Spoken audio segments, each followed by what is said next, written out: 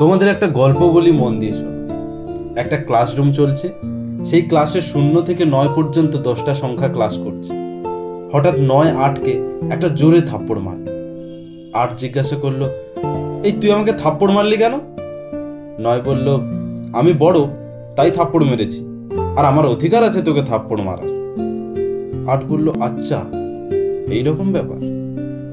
এরপরে 8 7কে একটা ঘুরিয়ে থাপ্পড় মেরেছে। এইভাবে 7 6কে, 6 5কে, 5 4কে, 4 3কে, 3 2কে মেরেছে, 2 1কে মেরেছে। এবার 0 কি করেছে? আমি তো সব থেকে ছোট। 0 ক্লাসের এক কোনায় গিয়ে কুটিসুটি মেরে বসে আছে।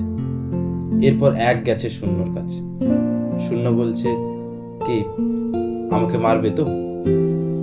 1 বলল, না, তুই একটা কাজ কর, তুই আমার পাশে এসে দাঁড়িয়ে পড়। এরপর 1 কাছে 0 গিয়ে দাঁড়িয়ে পড়ে।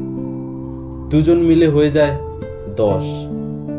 ক্লাসে এখন সব থেকে বড় কে তাহলে? 10। গল্পটা এখানেই।